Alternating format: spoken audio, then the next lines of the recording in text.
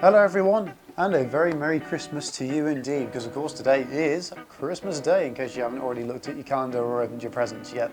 But hopefully with this particular video, I'm not interrupting your Christmas lunch, in which case, if I am, sorry. Anyway, a couple of days ago, my channel managed to hit the 100 subscriber mark, which for me personally is a huge achievement. So again, I want to say thank you to all of you who have ever subscribed or left a comment or a like on any of the social medias, whether it be YouTube, Instagram, Twitter, Facebook, you name it. But yeah, back when the channel hit 100 subscribers, I put a notification out asking you guys to send in your questions for the channel's very first Q&A. And thankfully, many of you responded. So, without further ado, this is the Wolves Wheels Q&A. There's not too much more to say on it really other than that, so let's just crack on with looking at questions from Twitter first.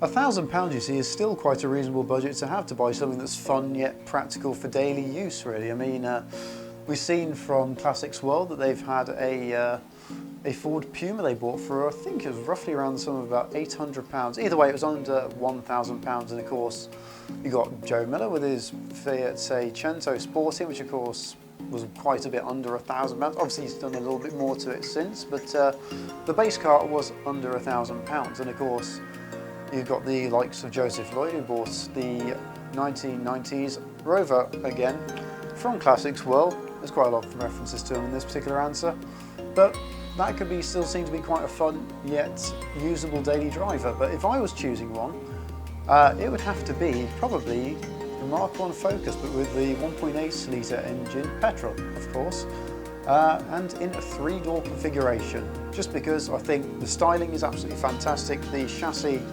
handles really well, it's got really good cornering characteristics to it, and of course, being still quite a popular car, you still see quite a few of them on the road.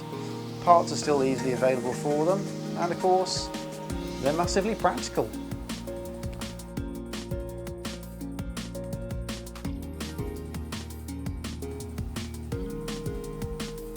That's a good question to ask, because they've all got different little modifications that have either made them better, whether it be cosmetically or mechanically. So to answer this question, I'm going to go car by car. So with the Renault, I have to say probably the speaker system upgrade I've done on that, with changing these speakers out to Pioneer ones with a little amplifier as well, and aftermarket JVC head unit. I've had many hours of enjoyment out of that, especially on long journeys up to Yorkshire to see friends up there in the past.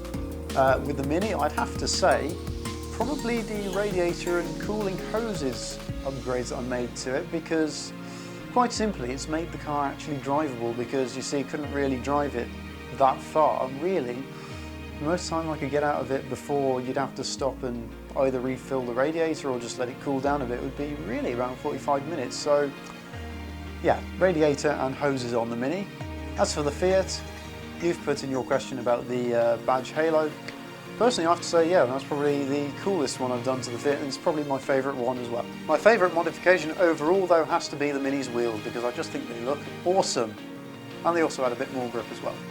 But they look awesome.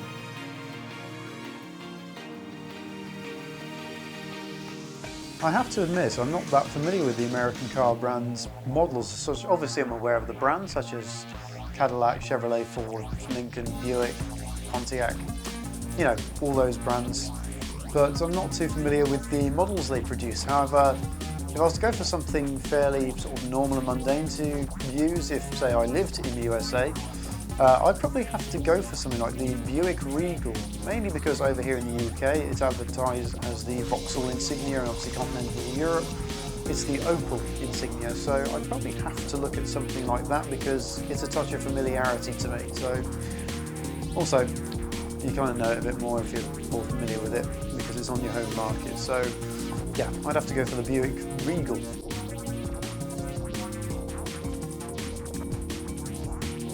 A K car is actually something I would like to own at some point in my life, because I think, quite frankly, they're awesome. In the same way that the Mini was obviously done for packaging, the little K cars are done in a similar sort of fashion, so I think that's really cool. And there are obviously quite a few that I do like, so you got the likes of the Nissan Figaro, and one that's featured quite heavily on Mighty Car Mods, who of course I'm a big fan of as well. You've also got the little Daihatsu Mira, which of course Marty over there, he's got one himself, which is absolutely fantastic. I love it. But if I was to choose one, it would probably have to be the AutoZam XZ1 because it's just something different. It's unusual. I like that little aspect of it. It's just a cool little car. And an Eastern Bloc one. As for an Eastern Bloc car, probably a Trabant. I just like him. Nothing more to say on it really, I just like the Trabant just for what it is and what it represents. Freedom. As for an Eastern Bloc car, I'd have to go for the Trabant because mainly, obviously under Soviet rule in East Germany, technically this is a bit of a cheat because it's a Russian car but it's technically German, but it's Russian, but it's whatever.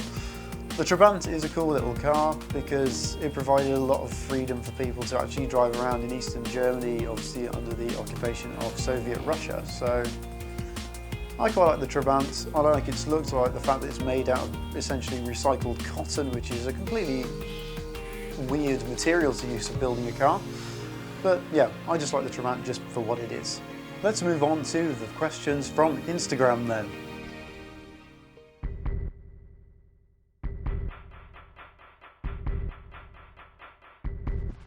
I got into cars because my dad was quite into watching motorsports when I was a child, so pretty much every weekend he would have on TV footage from Formula One and British touring cars and even occasionally rallying.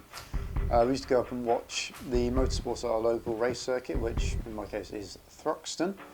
So yeah, it just sort of stemmed from basically watching TV with Dad watching motorsports, but obviously when you sort of get a bit older and you can eventually get games consoles and things like that, bearing in mind I was quite young when I started getting into cars.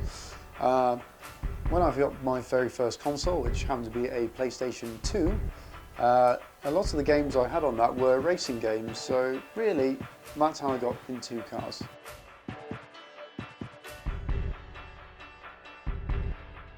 Asking me this question is like asking me which of your children is your favourite if I actually had any children, so it's quite a hard one. But I mean, to put it like this is the thought process. The Renault is the car that I've had the longest, and obviously my family's had it since new. I've known it all of its life, and obviously I was about 2 years old when we got it, so I've got to know it quite well. The Mini, in terms of, well, the Mini is just frankly cool and I absolutely adore it because I absolutely love Minis just for what they are. And the Fiat, that's just amazing because of just what it is. It's a tiny little car with a fairly large engine in it, sporty, fun. It's just a fun car overall, but I think if I was to keep one out of the fleet, it would probably have to be the Panda because it's modern, it's economical. Obviously you've got all these restrictions coming in places where you can't drive cars of a certain age into town. Also, I don't feel too bad about leaving it in a car park all day whilst I'm at work, whereas something like the Minis have got quite a high theft rate despite the fact that, they're quite old cars, but of course older cars can often sell for a lot of money, so yeah. And the Renault, it's getting older, it's less likely to be reliable as time goes on, and of course because of the whole emissions stuff it's more likely to be not allowed to go into towns and things like that, which of course depending on jobs means you can't take your car into town anymore. So out of the three I'd probably have to keep just the Panda and let the other two go, but not that I want to.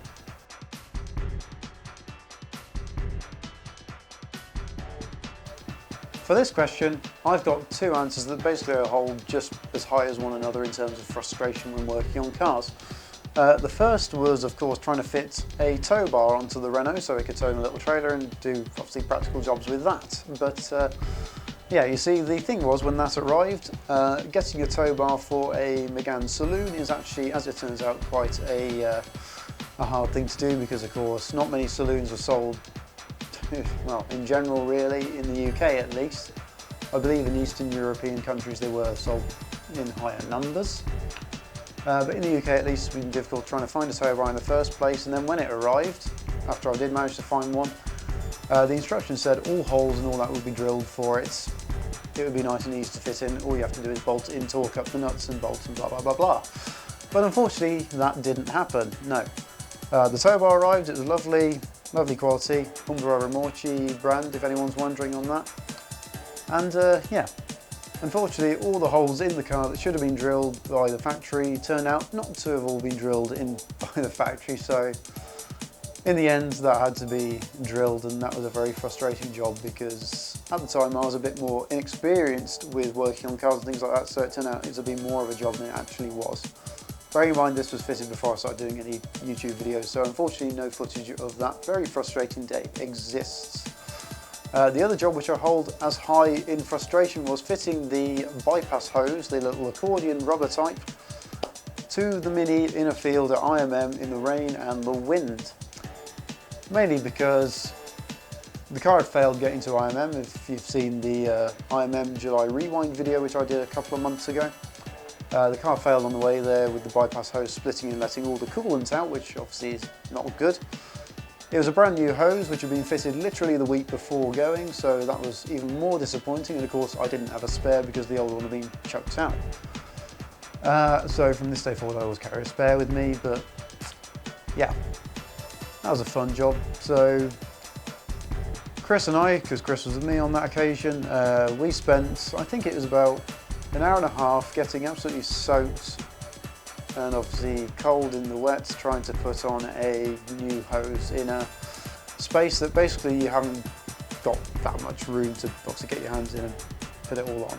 But yes, in the end we did manage to fit it and get the car home, but I've since obviously replaced them with all the silicone hoses you see, so hopefully that problem will never happen again, so I never have to suffer the same thing in a field in the rain and the wind.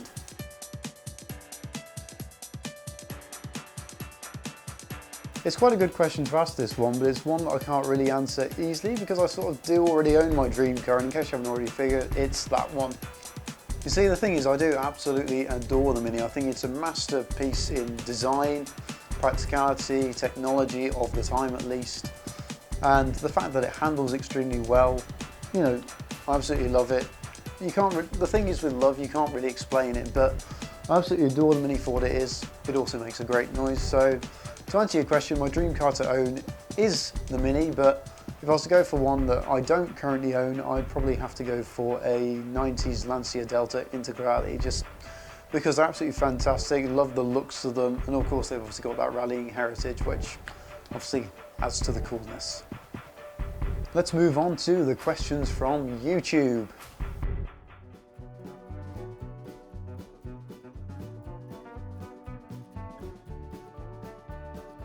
I can see why you would like a Mark I Clio. They are actually really good little cars, and I still see quite a few of them around me here, but when I passed my test, things I was looking out for as a first car essentially were Renault Clio, obviously it would be the Mark II, Fiesta Mark IV, even the Corsa Mark I, I think it would be in the UK, because of course they were previously known as the Novas here.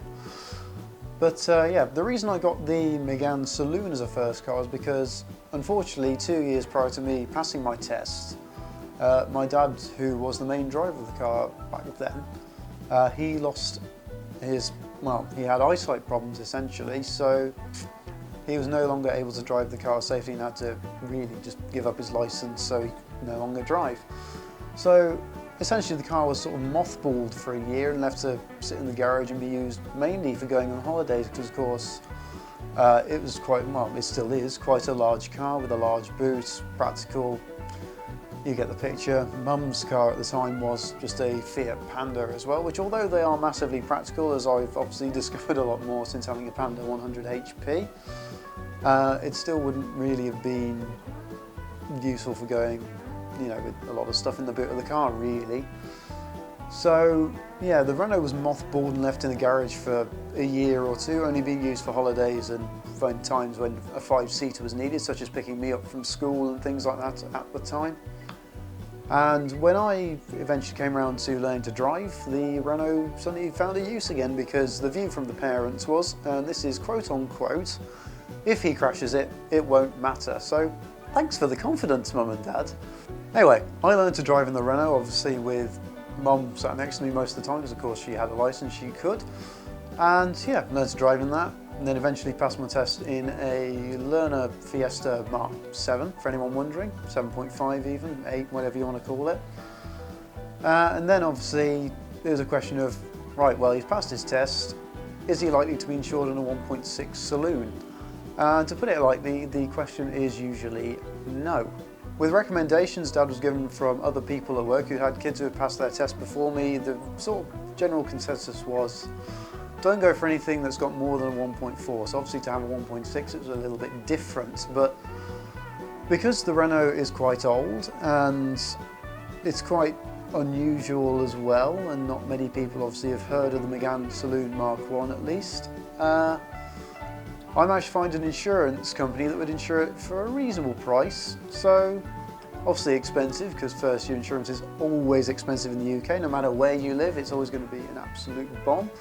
But it wasn't too bad for the car, so when you factored into the costs that if I had to go out there and buy another car, you'd have to buy that car, tax it, insure it, and then possibly MOT, servicing, all that other stuff. So yeah, to have the Renault and just pay just for the insurance, because of course parents didn't need it anymore, they just said essentially just have it, it's yours. So that's why I had the Renault.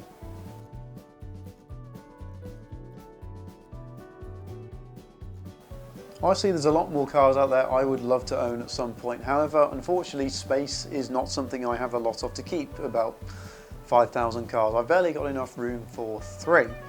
So yeah, a 4th one is not exactly on the cards at the minute. However, if in the future I do something a bit more like Furious Driving or Hubnut or other channels like that who obviously go out there and buy their own sort of sheds, units, garages elsewhere, then I might be a little more tempted.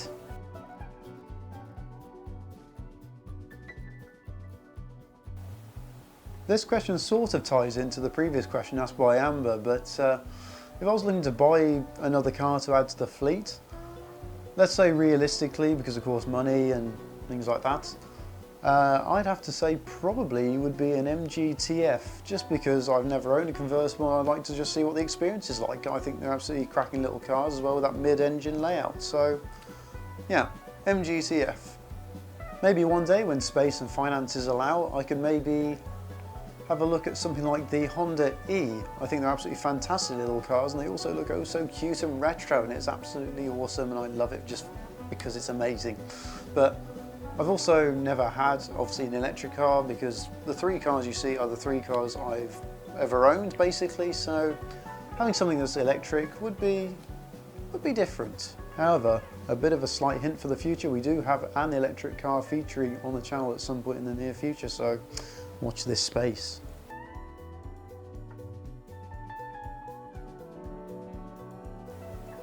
I can't really credit the creation of this channel with any one person particularly, because there isn't any one person that helped start it, to be perfectly honest.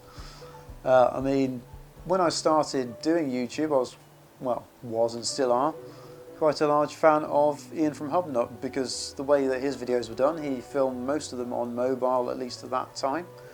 And he just did it in a way that suited him. He didn't necessarily care about what people thought of the quality of the videos or, you know, how things ended up being on that channel. He was just happy making videos in his own way, and I can only respect him for that enormously. But in terms of actually helping out with getting this channel started, I'd have to say, if anyone was to credit at least, it would have to be my good friend Carlton of Brunton Media. He's got his own channel called Brunton Media, where he does a lot of footage of shops and things in the Salisbury area, mainly advertising and promoting those shops.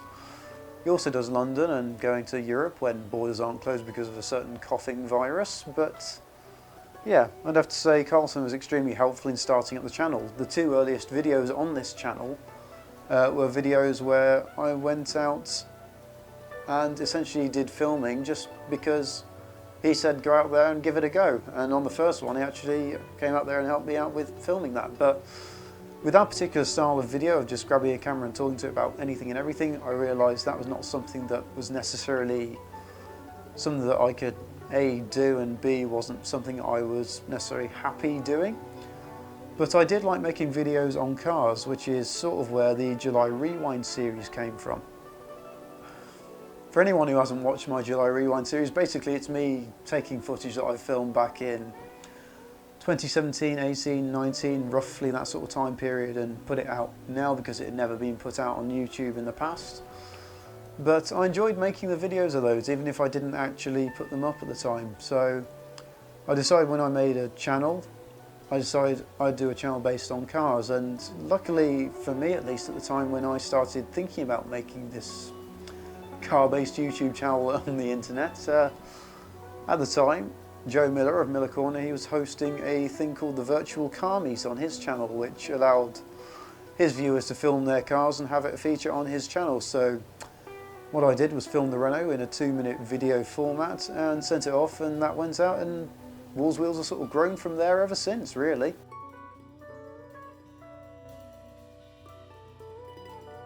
Out of the fleet, although I previously said in this video that if I was to keep any of them, it probably would end up being the Panda. Yes, that's true, but in terms of probably the favourite in the fleet, it would have to be the Mini.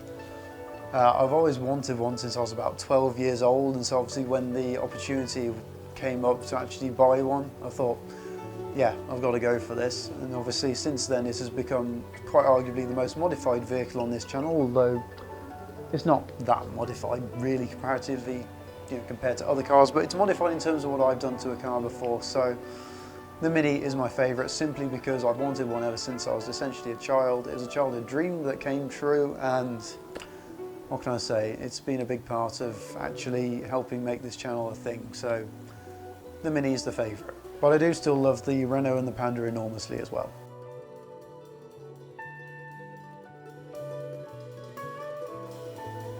The Fiat story on Wolves Wheels begins with the Renault, because the Renault had been basically my daily driver for 5 years.